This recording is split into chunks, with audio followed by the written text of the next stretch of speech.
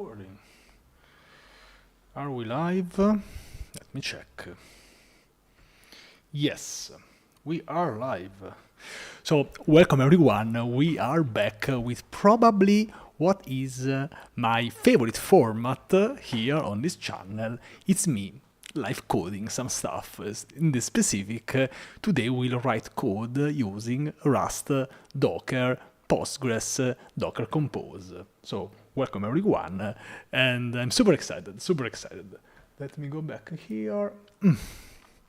So, this is a format that I've been doing for a while. I don't know how many of you actually know that I do this format, because I do this with different technologies. I do this with Java, JavaScript, Django, PHP. Yes, I have PHP videos, Go. I have 2 videos with Go.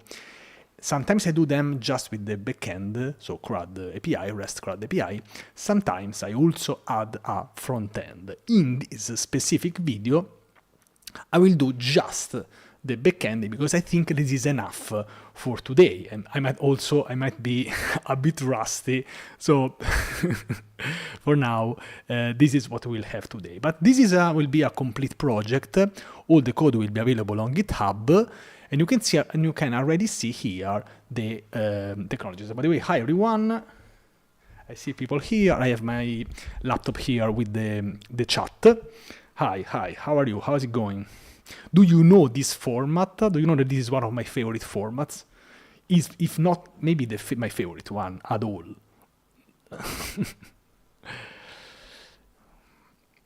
We are on. Perfect. I hope everyone knows what an API is. I will explain in details what we'll do today, but of course we don't have time to explain everything and how the internet works. So I will give this for granted. If you have any question, of course, write this in the chat.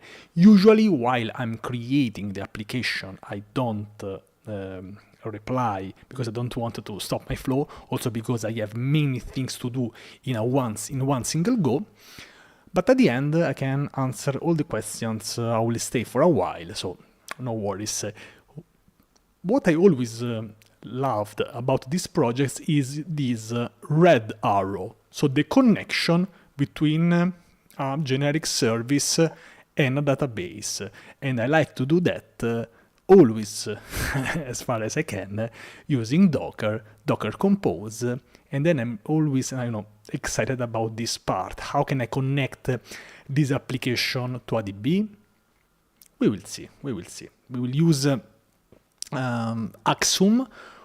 I don't know if you ever heard that, but it start to become a very famous Rust web framework to write basically backend applications. Its syntax is quite similar to Express. So if you ever created an app with Express and Node.js, you will find this quite familiar. I also have done many times this project using Express. So that's it for today, and I think that we can start.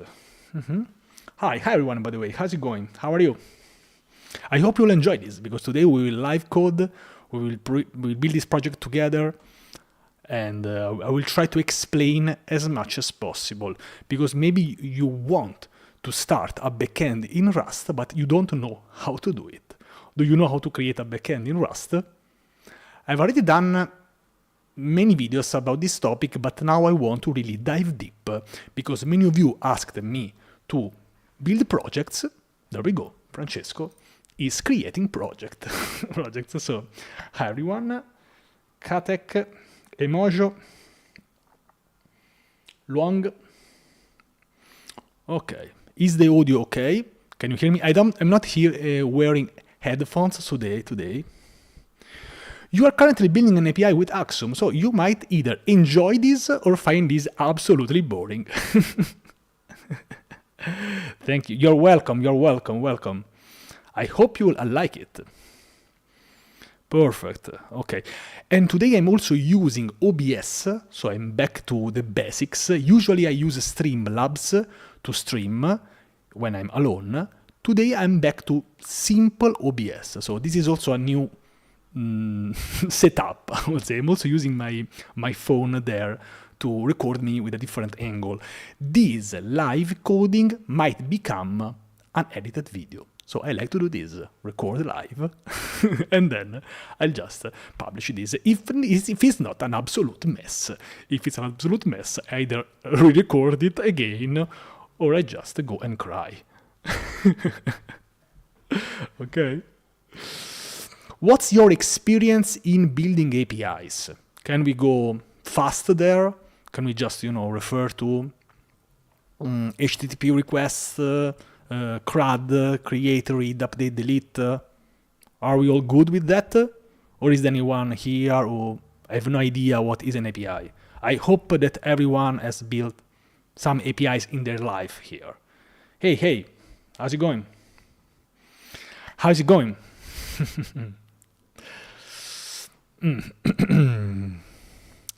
Usually, for these projects, I like to use Postgres.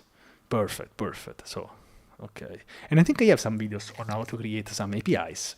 So, okay, nice.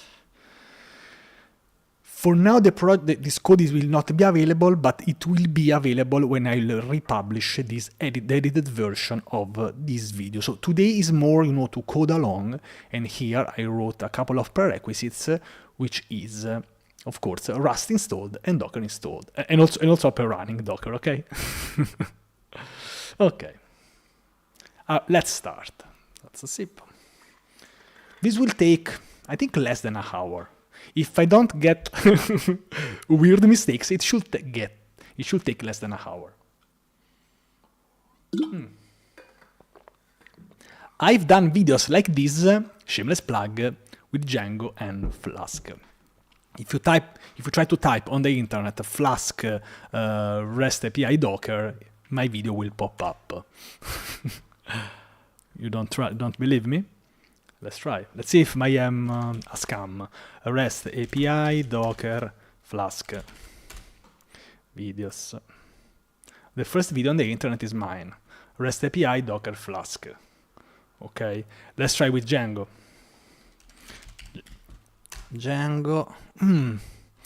No, because it's not... I didn't type Django. Oh, no, here it is.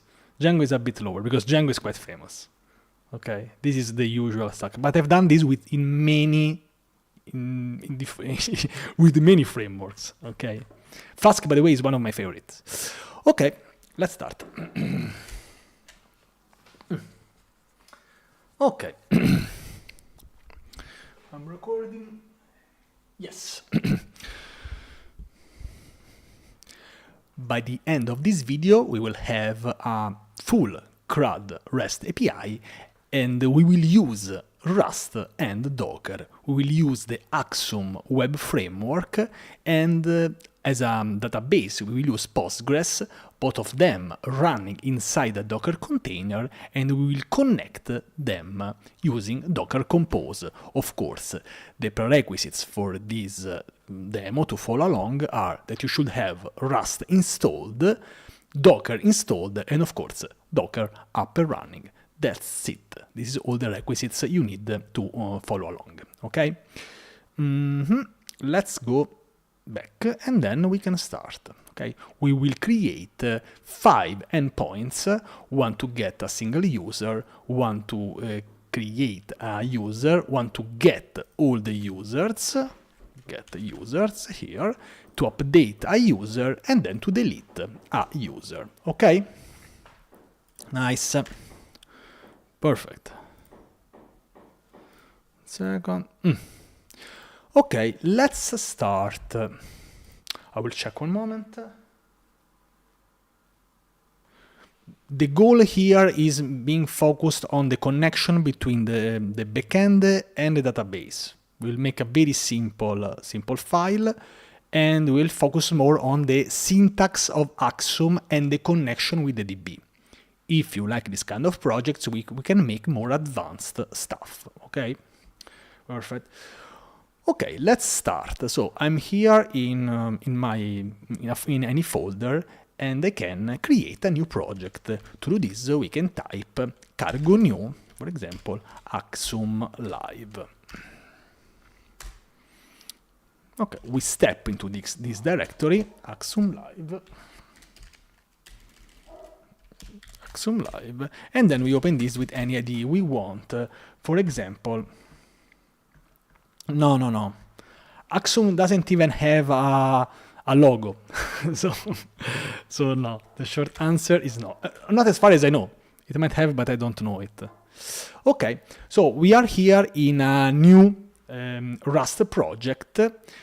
The first step is to run the database. So I will not start by writing Rust code, but to create my beloved compose.yml file. Are you familiar with Docker or not?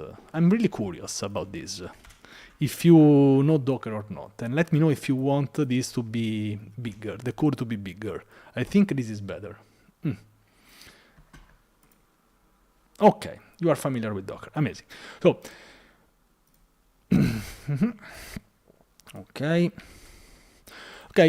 let's create this, let's edit this compose YML file. We'll have at the end just two services.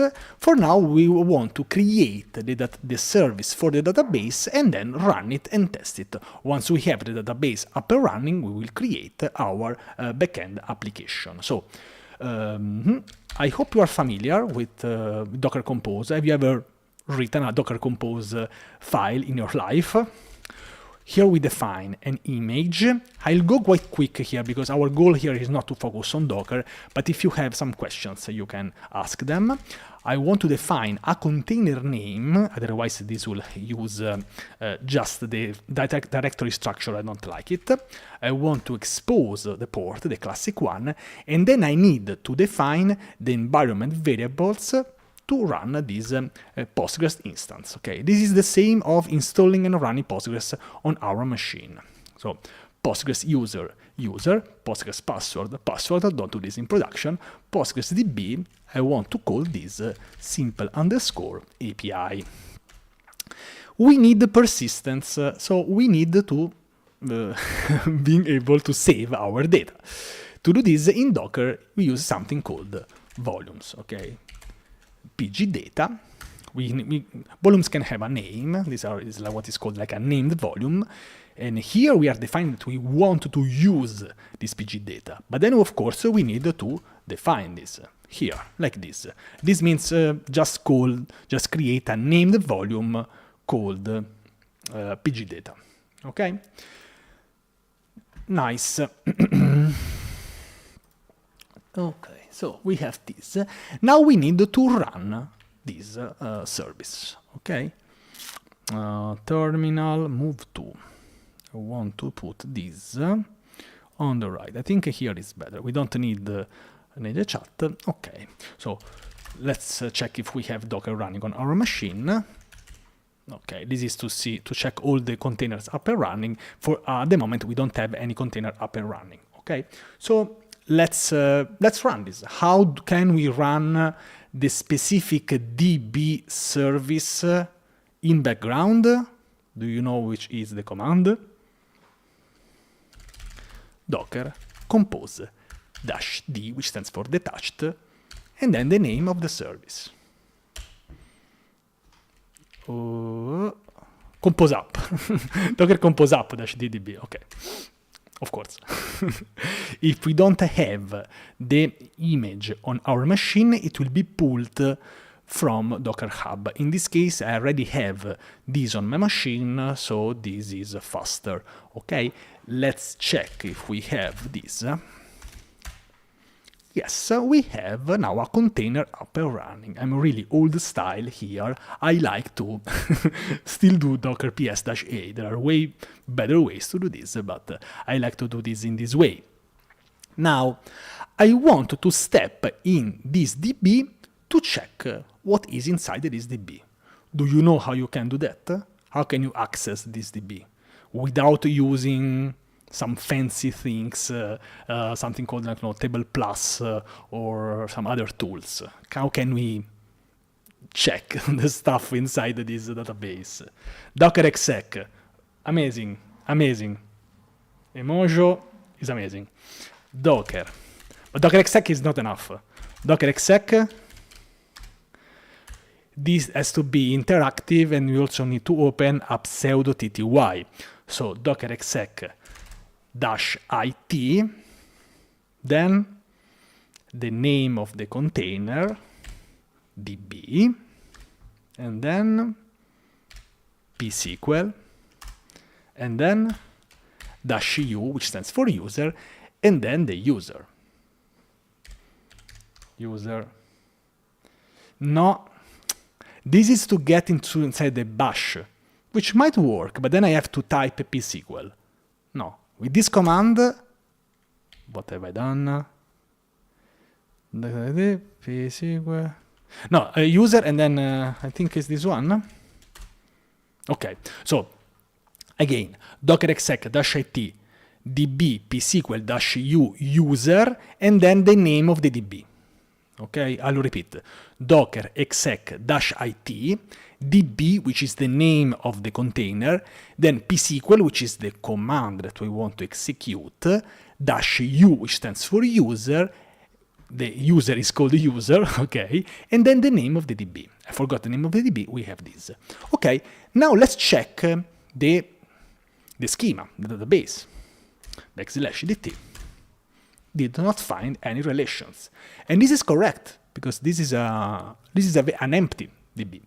Okay, now of course by the end of this video we will have hopefully we will populate this one. Okay, if you have any questions for now, you can drop them, and then we will start taking care of creating our service. But we have an instance of Postgres up and running on our machine without installing it. This is why I like Docker and containers so much. Okay. Is everything here clear for now? Okay, for now, almost perfect. A couple of mistakes, but it's fine. If you want something perfect, you can use AI. Okay, so now let's work on the application. The one important step, of course, is to write the dependencies. Volumes are a way to have persistence with containers. Volumes basically are because containers are like processes. Okay, it's like, you know, the old Nintendo or Game Boy. They don't have persistence by default. With volumes, we will let Docker to handle this persistence based on the operating system, because volumes at the end they are sort of a folder, but it depends on the operating system you are. So Docker is handling this. Now, for example, I'm in WSL. If you clone this repo and you run this on a Windows machine, it works. And this is what is mind-blowing about Docker, that it works on different operating systems, ARM, x86, or whatever, okay? x64, okay? Let's go back here. So on cargo.toml, now we need to define our dependencies. The cargo.toml is similar to package.json. Okay, you're welcome. Okay, I will pass here the dependencies, but of course we will read them because I don't want to just paste them. Okay, so Axum is the framework here. It's very important to use 0.8 and not 0.7, which is an older version, because the syntax is a bit different. Then we have Tokyo, the runtime for async in Rust here, and as features we have macros, RT, multithread, and net. SQLX is the ORM for Rust. I think it's not the only one, but I think it's the de facto standard. I've just used this so far, and I'm very happy with that. It's similar to Hibernate or SQL Alchemy for Python, okay, or Prisma. Okay. We also have CERD to have a serialization and deserialization, and third underscore JSON is to have to do not just with serialization but also in JSON format, because of course we'll create sort of APIs and of course we'll use JSON format here. Okay, this is enough for the cargo.toml file. Now, before we write our application, I want to do something, otherwise I will forget. I want to write a migration. Migration is basically a SQL command that we can execute, for example, at the beginning of our application. Okay, so we can create a folder here called migrations. I hope I spell it right, migrations, and inside this we'll have a file that I will copy paste, but I will explain. So inside this folder, migrations, we'll have a file called 0001 underscore users underscore table.sql, and this, if you're familiar with SQL commands, will simply create a table inside the DB. So create table if not exists users. So we'll create a table of users with an ID, which is the primary key, name and email. Okay, that's it. We will run this migration in the code. You will see this very soon. Okay, now it's time to move on the cool part, I would say. This is the part which is specific for this framework. Okay, so we will write some Rust code. Okay, I will go quite fast, I would say, in because I don't want to just to type letter by letter, but I will explain every single line here. This part is very important. So we are in the main.rs file here. Let's copy paste the imports. So use Axum, which is the backend framework. Use CERD for deserialization and serialization.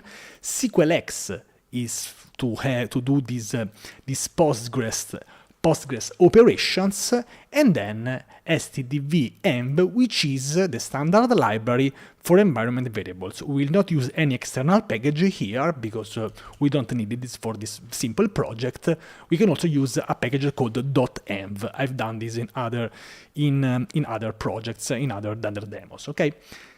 Now I want to define a model. Since here we want to keep it very simple, I will write the models directly here in the main.rs file. And we need two models. Okay. One is this one, is the struct for the user payload. This will be used in two cases: to create a user, when we basically just will give a name and email, we will not choose the ID of the user, because that will be incremental. And the other struct, basically to create objects, is this one. This is the real user with an ID. When we want to get a list of users, we will also have the ID. Okay. There are two ways to do this. One is to have a single struct, making this optional. This would work, but in this case I want to make two separate structs because I want to be very clear when I want to create a user and when I want to get a user or get a list of users or a specific one. Okay? Okay, now I want to do, this is like now the real part, like this is the real application. Okay, this is the interesting part. Moment. Okay, and to do this, I want to go in this mode. So now I really want to focus. So we need to create the function. Since we are using Tokyo and Axum, we can type something like this. Instead of having fn main, we'll have async fmain, and we'll have here an attribute like this. So this allows us to basically give superpowers to our Rust application. Okay. Now I will start speaking line by line, I will not use this thing because I want to really go line by line and because I want to explain what's going on here, okay? This line is very important. Let DB URL. Without this, our application will not start and will not connect. We need to connect our backend with the database. So we have this DB URL, which is an environment variable with as key database URL, and we have this .expect. Here we are doing error handling in Rust. This is a very minimal error handling. This means that Rust will try to assign the value of this environment variable database URL to this DB underscore URL. If it doesn't find this database URL, you will see this in the logs. Very important. I can also write unwrap here, but unwrap just throws panic, just error. With this, at least we see this in the logs. Sometimes this is life-saving. It happened to me like yesterday when I was recording a demo. I'm recording another demo where I use Axum, but that's a bit more advanced, I would say. So you are in the right place if you like Axum.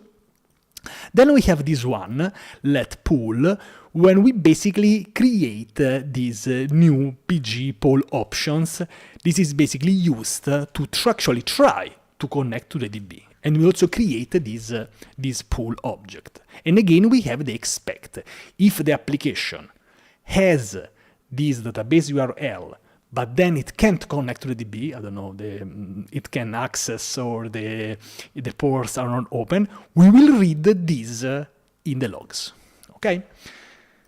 Now, another important line is this one, SQLX migrate run, await, expect. So this line will go here in this folder, check this, and will run this SQL command.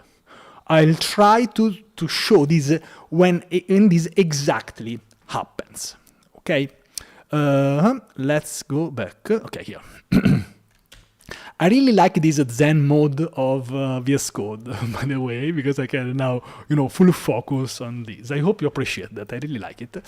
Now, something that if you are, if you know Express, you will really appreciate. We have something like this. Check the syntax here, like this, here, and this one.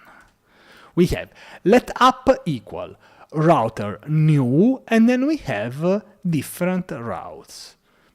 Is this familiar to you? We have this root route, a route /users to create a user, list users, basically get all the users, and another one which is /users/ and in curly brackets ID. This changed in the Axum version 0.8. This is why we need the Axum 0.8. And we use this to get a single user, to update a user, because we need to tell the system which one is the... but we need to... One second. We need to... Okay. We need to... when we need to update a user, we need to provide the ID. And also when we want to delete a user, we need to provide the ID, and also with state. Okay? I really like how this is very similar to Express.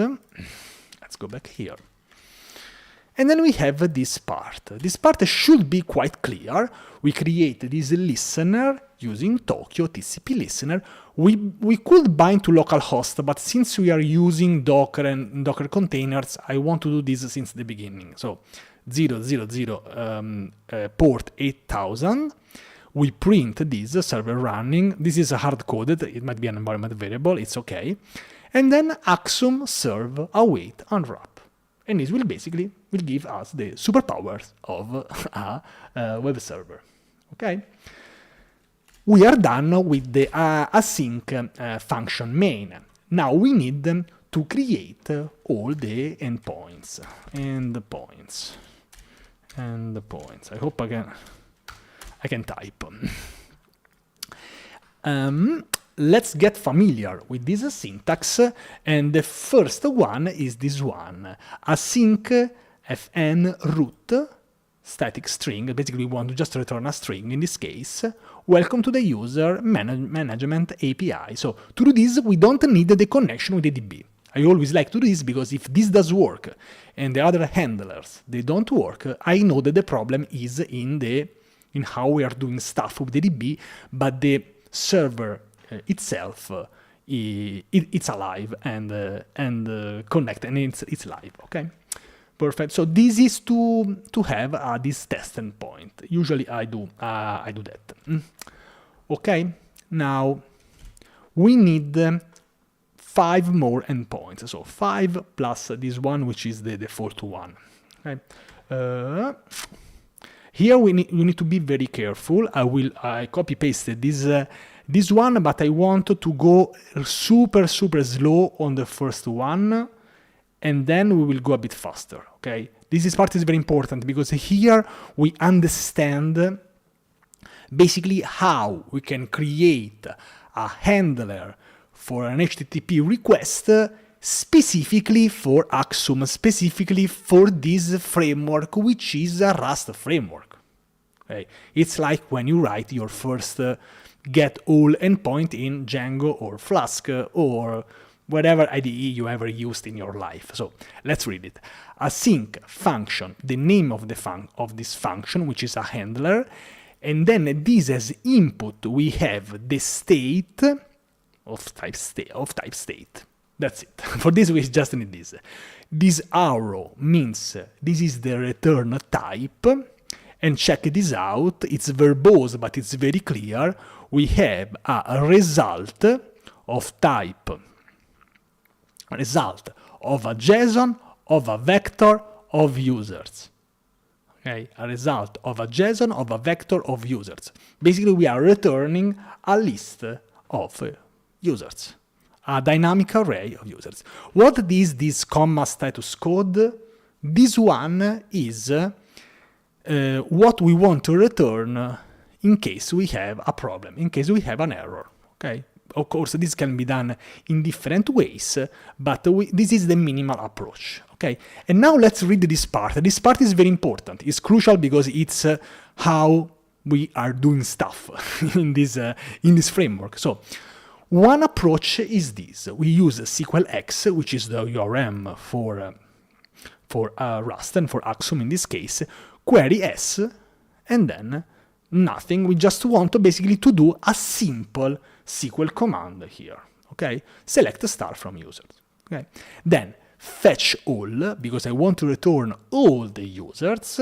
Of course, this is an asynchronous function, because we actually need to fetch these users from the database. This is asynchronous. We need to wait until we can just go to the next one, okay? We are doing the asynchronous fetching of the database.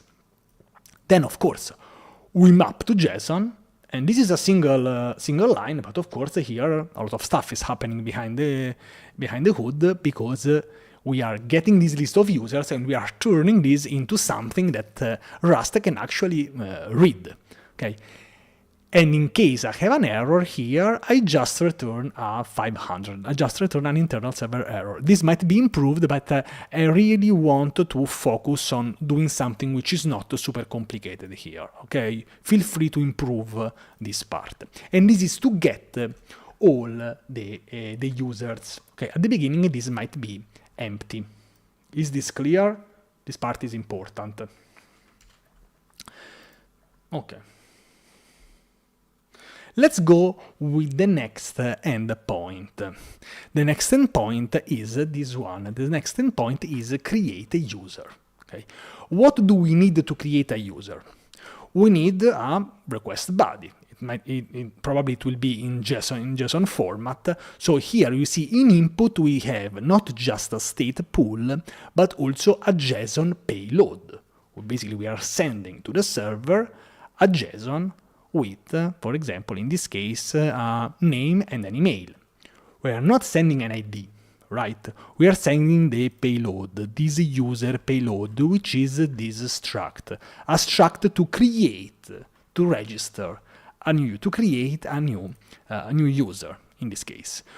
As a result, we have just status code and a JSON user, so we return the user that had just been created, and then again SQL query S, and then a good old SQL command. So insert into users name and email the values 1 and 2. Okay? We have this command which is bind to the payload.name and payload.email, which are the things that we sent in the request body. We fetch 1 because we want to return this once we create it. It's like a confirmation. And then we see here the map status code created +1 if you know which HTTP status is this one. Do you know which HTTP status is created? It's not 200. In case we have an error, we just return map error, so 500. Okay, and this is to create a single user, to create a user. Okay, amazing. We need just 3 more endpoints, and then our main.rs file will be done. Okay, we need what? We need an handler to get a single user, a handler to update a user, and a handler to delete a user. Makes sense? Okay, so let's do the one to get a single user here. So get user by ID. This is very simple, but you see, for example, here for the first time we have this state pool, and then we have this path ID. So we are providing the ID of the user we want to get, of the single user we want to get. So path ID, and then we return as a result, of course, a single user, and the SQL command here, query S, is select star from users where ID is equal to 1. We bind to this ID, the ID provided as a query parameter here, this is not in the request body, of course.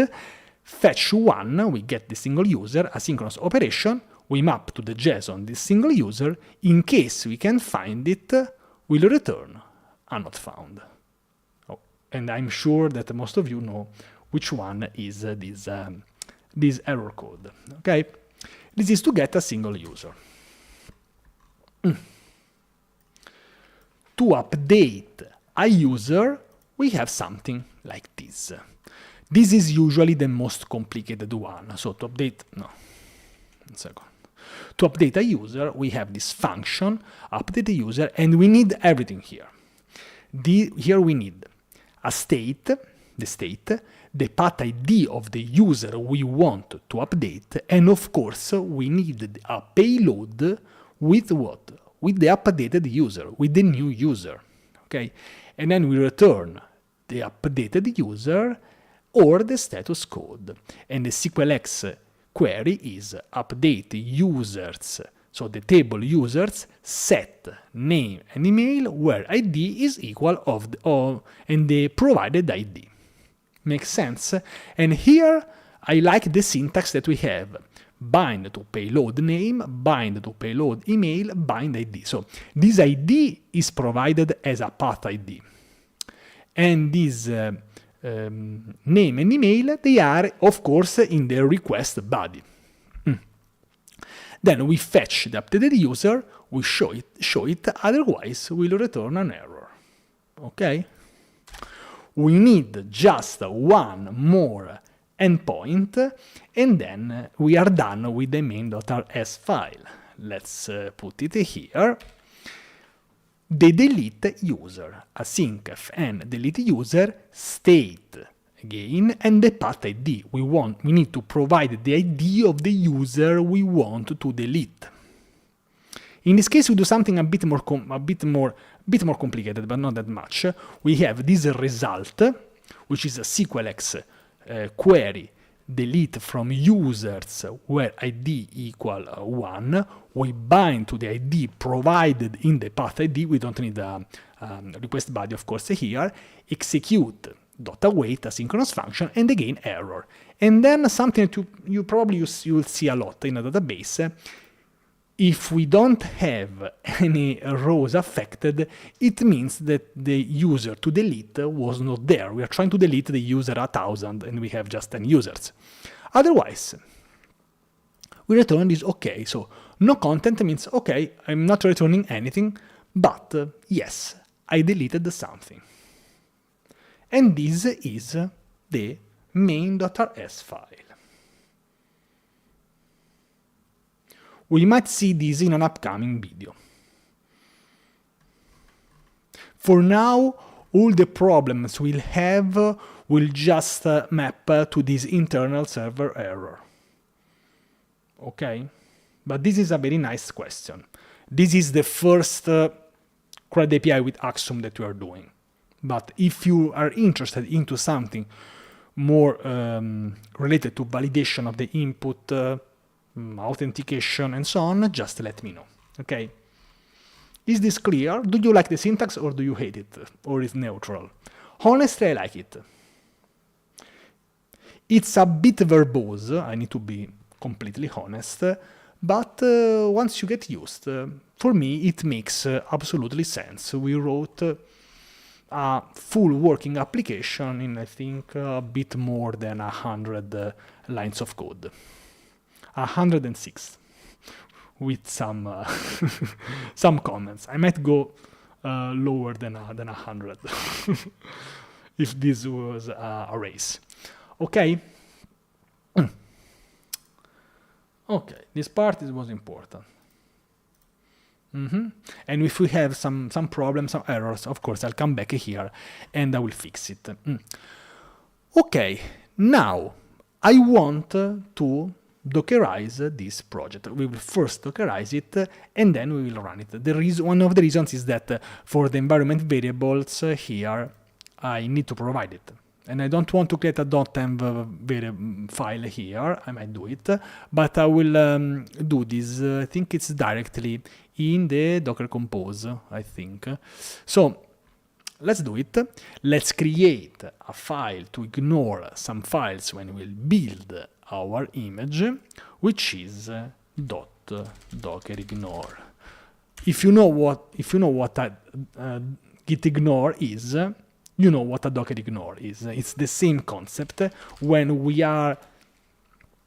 create a Docker image, basically we are the Docker image as a file system. So I can, it's like cloning a repository. So I can decide to avoid something. For example, I don't want to copy into this Docker image the target folder. Here, in this case, I don't have it, but it's basically the folder where the build is.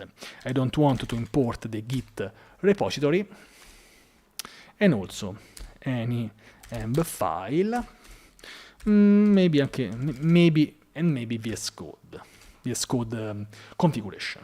Okay, this is the Docker ignore. Now we need one more file. Can you guess which file we are about to write now? It's not hard to guess. Not hard to guess.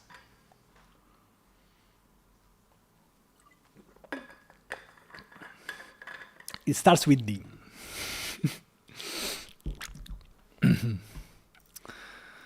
Let's see. It starts with D. Docker file, but with capital D. I'm joking. No, it's important. It has to be capital D, otherwise Docker will not recognize this as a default. The default Docker file name is a Docker file. Not very, let's say, original, but it works. Okay. Now, this video is not about writing Docker files, so I'll be quite quick here, but I have a full video about Docker. I will do this on a daily basis. So here I will show something which is, I think, quite cool for the Docker file, but I want to go faster here. So Here we'll use what is usually called multi-stage builds in Docker. So we will not write a single stage build, but we will write basically a Docker file that contains multiple steps, I would say, in the creation of this image. This is the first step. I will call this stage 1, of course, like this. Okay, so we start from the official Rust image. We call this builder. This stage is called builder. This work there means create a folder called app in the Docker image, and then step into it. Copy ... is a command that probably you've seen many times if you have been creating Docker images. It basically means copy everything which is here inside the Docker image file system. And then something which is very interesting, we are building the Rust application inside this image. So we will not do cargo build on this machine. We will let the image to build this, and this is why it will be very slow because we are both building the image and building the Rust application. Okay, stage 2 will have something like this. I want to pick it here. Let's leave some space. Bam. So we have from Debian, so from a Linux distribution, a Linux image. We also have here a work dir, which is up. It doesn't have to be the same, but it's easy. And then this is the important part. Copy -- from builder, and then /app /target /release. This is not Axum CRUD 3, because this is something that I was doing before this. This is very important, otherwise your app will fail. This has to match what? The name of the package of your Rust application. You will find this in the cargo.toml file package. Okay, package name, sorry. Docker file. So instead of Axum CRUD 3, this was my test number 3, we have this. Okay? We should be set with everything. Let me check. No, we are not done yet. So we wrote the Docker file, but we need what? We need to add this in the compose.yml file. Okay, I will show you again here. You see, we have. So we created this instance here. Okay, database Postgres. Then we wrote all of this, we wrote the Docker file, we are missing this. This is the log of Docker Compose, so basically we need to define this service in the Docker Compose file. Okay, I hope this is clear. This part is very important because it also depends on the server, the framework, the language. It might have some small changes. In this case, it's quite simple, but okay. So, services, app, let's write this line by line instead of copy pasting, maybe it's easier. App, we can define a container name. I want to call this simple Axum. This is the name of the container. Then build is the path of the Docker file. The compose YML needs a Docker file to build your application. Then ports is 8,000 externally and internally, and then the environment variable. Now, this could be done in very different ways. In this case, since this is an example, I will write the environment variable here. In a real-world application, here we can create, for example, a .env file and read it. Okay, but in this case here, I can share it. It's okay. It's important to understand that here we are creating this environment variable that will be read by the application. First, I want to type here, so user, password, db, simple API. This is correct. Okay. I want to show you, because I think this is the most important part of the whole demo. We have a compose file that defines a service called app with a container name, simple Axum. This line, this environment variable is read here. Here. Let me make it super clear. Here. Okay? Is this clear?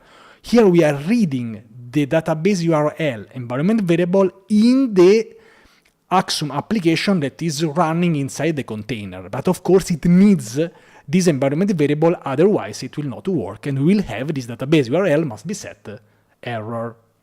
Okay? Okay. Let's go back here. I don't know how to do it. Okay, this is the crucial part, because depending on the framework, depending on how we do this, there are frameworks that they use their own environment variables, like Java, for example, of Django. In this case, we are writing this inside here. We might also maybe read a file on our system, on our machine. In this case, it's done like this.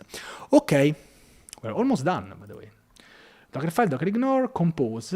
Okay, now probably the hardest part for me. So I need you to wish me luck, because I'm about to build this project. And usually this takes a while, so in case I had some typos, we might also waste some minutes. So usually in the Docker tutorials, you'll see someone writing Docker compose app, everything works, amazing. And everything is closed, the video is closed. Since here we are live and I can't fake it, I want to do this in 2 steps. So I'll do Docker compose build that will build the image of our backend application. If that does work, we will do Docker compose app. Okay, so it's in 2 steps, but in case we have an error, we understand that it's here. Let me type it while I'm doing it. Docker compose build. Docker compose build does exactly this. It goes in the compose YML file, it checks on all the services which one has this build key, and it builds this. For example, here we are not building the Postgres container, the Postgres image, because this is an image based on the official Postgres image. This will be a container which is running on this one. This one is an app that we wrote, because we wrote our own Docker file. Makes sense or not? Is what I'm saying clear, obvious, boring? You don't get it? Feel free to ask, because now I have to wait for the build. It's quite embarrassing, I have to say. It worked. I think this is the first time that it works on the first try. All the tests that I have done, I had to do this 3-4 times. So I'm sorry, no Q&A now. Okay. Now, something very important. All good, amazing. Something very important now. Let's go back here. Do you remember what is this? Here we are connected to the Postgres DB. You see that this is asterisk. We went inside with the docker exec inside the Postgres. Okay. If I type /dt, did not find any relations. Okay. Now, check this out. Now I'll try to run the application. I want to make this super clear. We have this application already up and running. This application is not running, but I build the image. Now if I do docker compose app, this will run and will connect to the DB. Okay. Docker compose app of this application is the same of double clicking on a program. So let's do this. We'll type docker compose app -d. Here I don't need to add this name, because docker compose app will run all the services, but since the database is already up and running, it will not run it. So I want to show you here docker ps-a. You see here we have just the Postgres one. Can you see it? I hope so. Let's try to type docker compose app -d. Bam. Let's see. Now here. \dt. You see? You see what happened here? The application created a table. Magic. How? When did that happen? Where did that happen? Can you spot the line here? It's here. Can you spot the line where this happened? By running our application, we created a table automatically. And this is cool, for example, if you clone the project. SQLX migrate, exactly. 23, amazing. You know, 23 in Rome is it's a lucky number. Yeah. We consider 23 as a lucky number. Don't ask me why, I don't know why, but we consider that lucky. Okay. Anyway, I will show the repository on Tuesday when we'll have the edited version of this live stream. Yes. Okay. So this was not planned, by the way. This is really the human touch. There's nothing to do with the tutorial. Okay. Done.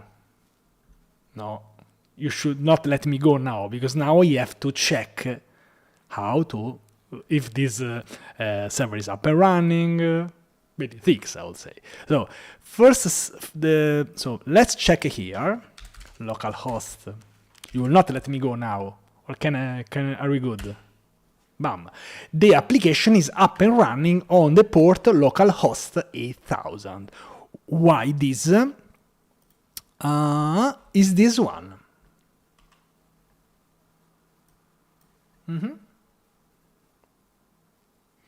I will on Tuesday. By the way, welcome. This one is the default. You see the string? Okay. Done. Bye. No, we are not done. We need to test the... You will not allow me to just go and just run away without testing it, right? Okay, let's do it. I found a very nice way to test this in VS Code, which is using an extension, I think it's called request, but I prepared a file, so we could also do this with curl. Don't let me go. So, can you see here, we have a list of things to test this API, okay? If I type here send request, here I can do this. This is very cool. If I try here send request, here.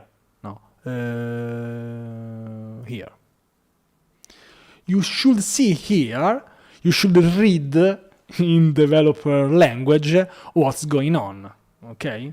I think this is clear. We might also check the browser later, but now we are just checking this from an API point of view. This is the base URL. Let's try to get, I know, that's also my favorite, because with curl you can't be wrong, okay?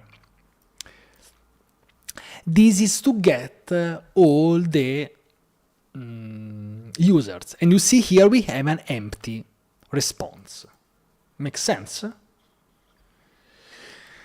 Now let's try to create a user. To create a user, what do we do?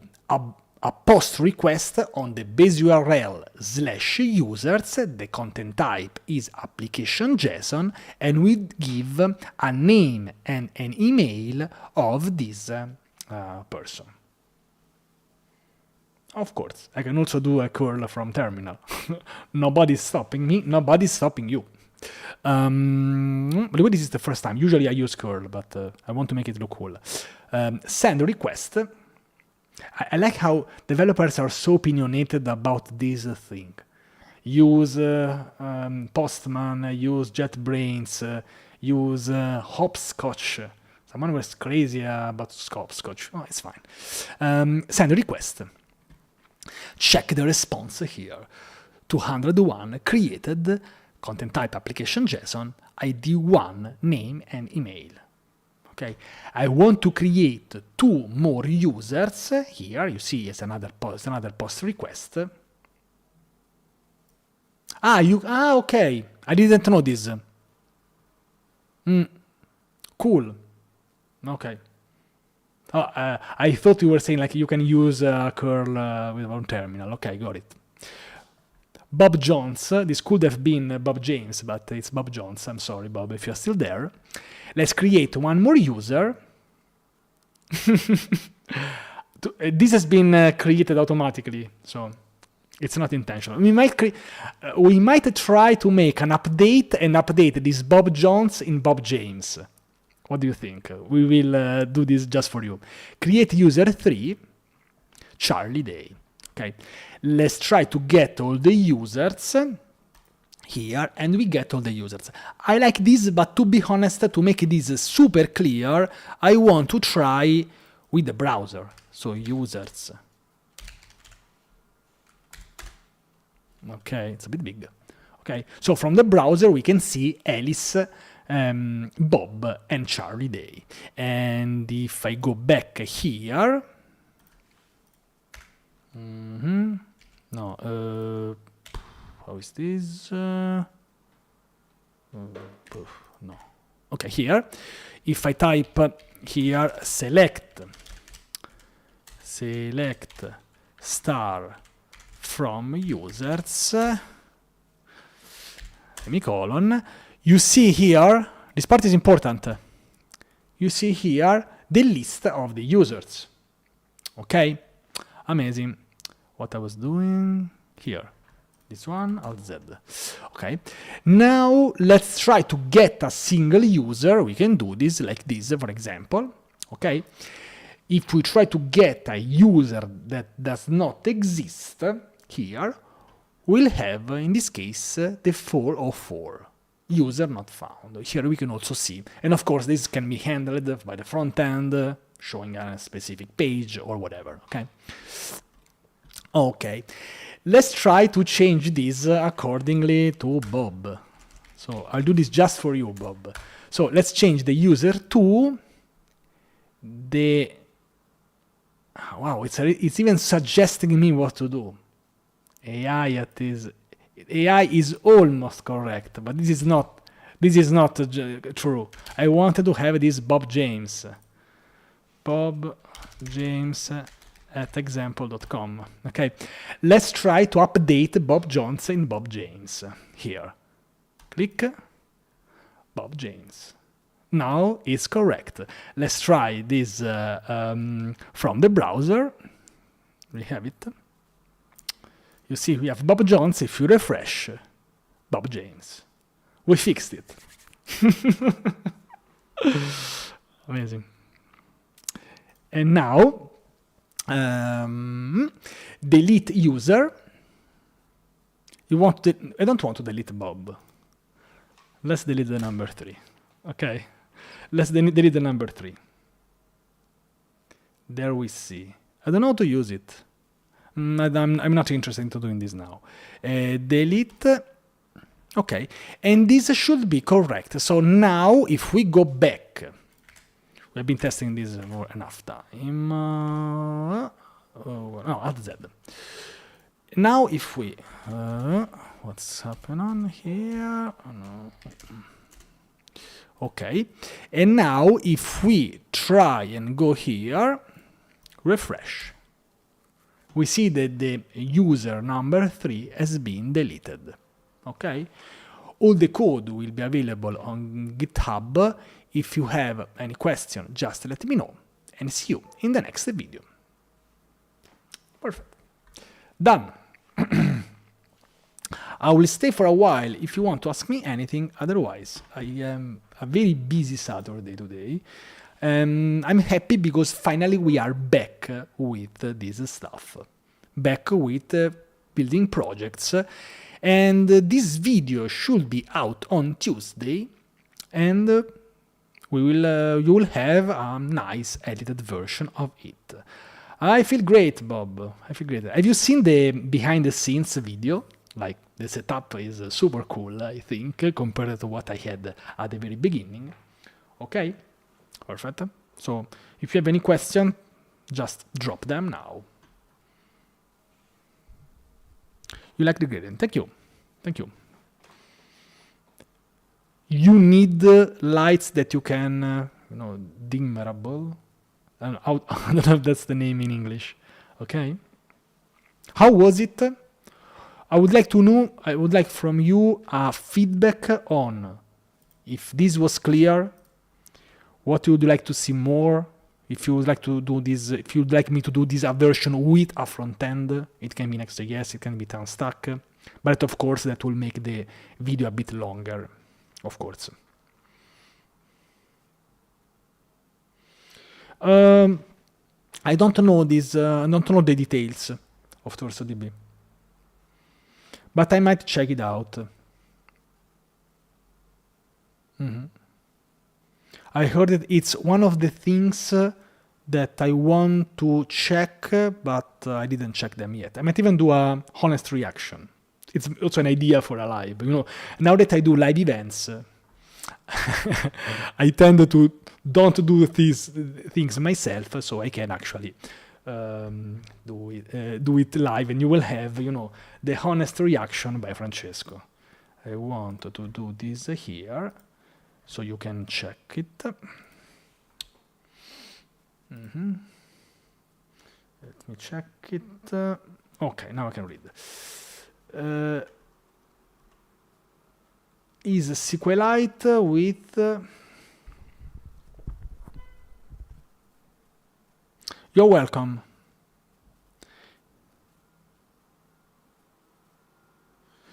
In your Rust tutorial, could I found an explanation for struct? I am a newbie in Rust. You might have, basically you can decide, because I created different versions of structs. But before doing that, I want to try it on the internet. Rust struct. Video. The first video on the internet is mine. So if you type Rust struct, that's my video. And this is in detail of the structs. So that's probably the best place to check it out, of course, if you're looking for videos. And I like that I can just do this. I don't have to look on my channel. You can also check. Can you make it a little bit more? For today, we are done. If we, let's see, Rust modules, let's see if we have it here. I have videos about Rust modules, understanding Rust structure, mastering Rust modules. You can check them out. I've been doing Rust videos for a while. The problem is that most of the people don't know. And I think this is way better of what I can do now, like in explaining. Of course, we can create them, we can have these modules and so on. But I highly recommend to check them out. Just check Rust modules and you'll find my videos. So if you like me and you want to be sure that it's on the top, you can just add Francesco. That should be fine. When did you start Rust content? In 2022. This was the second try, because on the first try it didn't work. I got swallowed by conferences. This series is 2024, but of course this is like this is not React with like weird stuff happening. These are concepts that are based on their online Rust book. So of course, okay, that's it. Any other questions? Things that you want me to do next Saturday? It was similar to this. No, the first Rust content, it was me going on the Rust bootcamp and just read it. Here. Rust programming language book. You go here. You do a live event and start reading here. Forward. That's it. Why is this a fight? The fit. We like fights so much. We like things that fight. Python has its use cases, and it's not going anywhere because it has a very strong community. I like Python, by the way. Are you a fan of running benchmarks? I like this thing. This is one of the things I actually want to do. I like to do this, for example, benchmarks with frameworks. You make them fight. If you like this, we might try something. We can see backend benchmark. No, when backend benchmark. Let's see if I find. I know that you like things to fight. Web framework benchmarks. Let's see which are the fastest frameworks. Oh, oops. Rust, C++, C++, Java. These are the fastest framework. You know what is really mind-blowing? This. Because these are all the frameworks. So some of them, you barely know the name. Axum is number 7. But it's a quite well-known framework, because sometimes the problem is that some of these frameworks, maybe you never heard them, or maybe they are a very niche thing. In order to do advent of Rust day 1, I had to install Golang. What? This phrase doesn't make sense, Bob.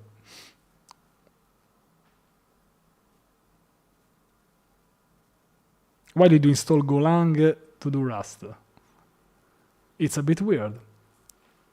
Maybe you mean maybe the Visual Studio compiler, but I don't think you need it. On which operating system?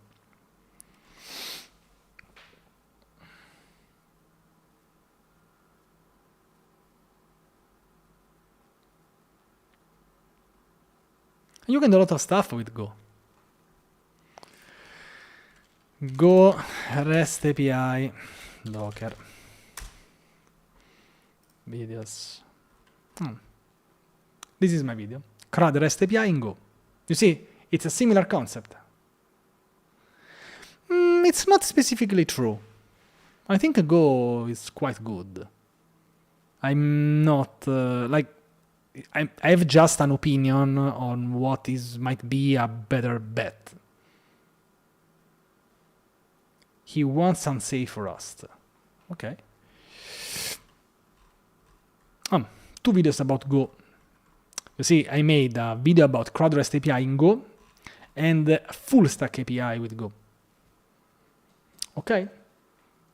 That's it. So this was the live event for today. I hope you enjoyed it. It was finally some cool stuff. You asked me to build projects, so there we go. We built a project. I am planning to do a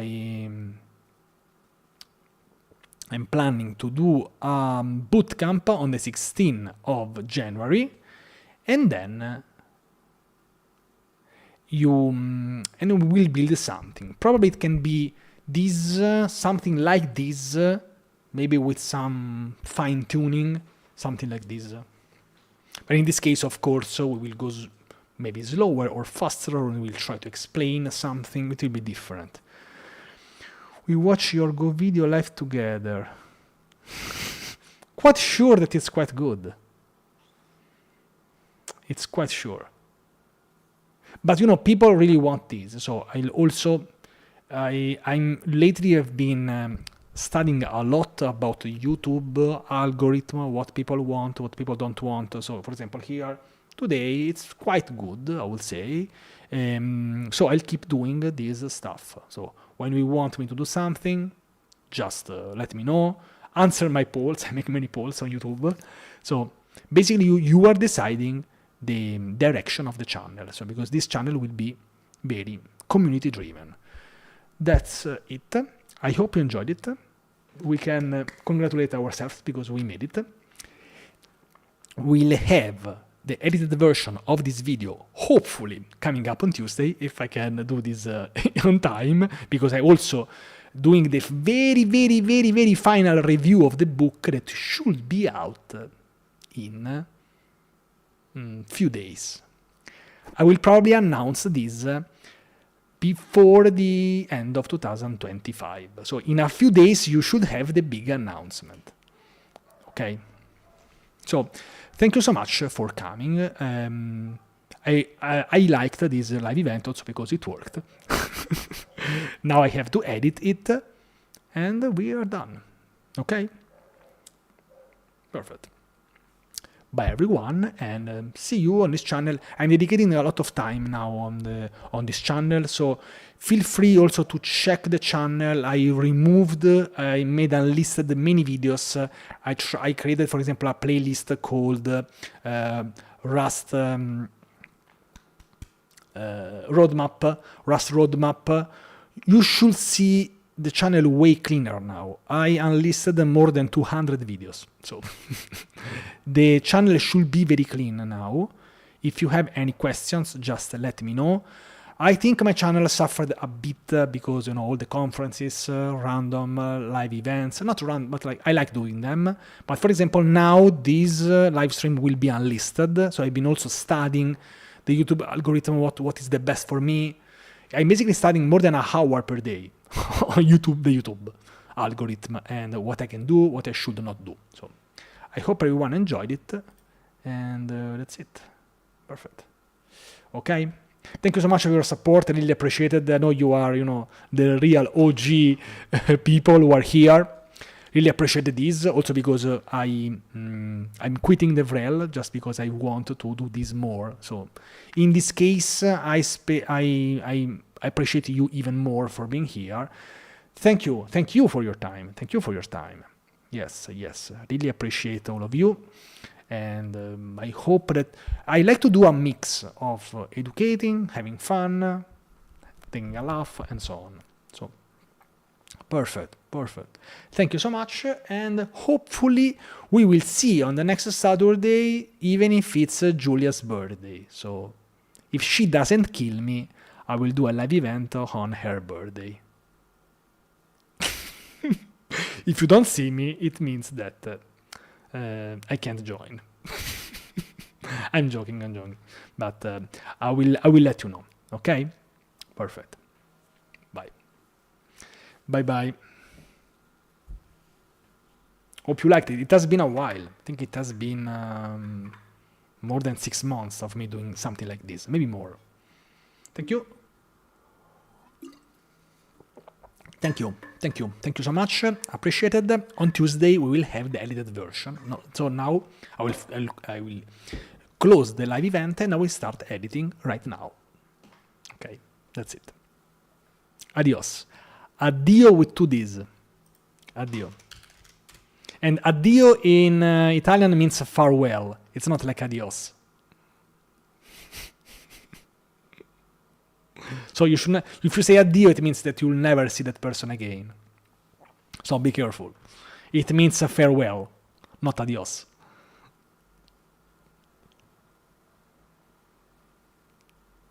Addio means you will never come to the channel back, Bob. This makes me sad.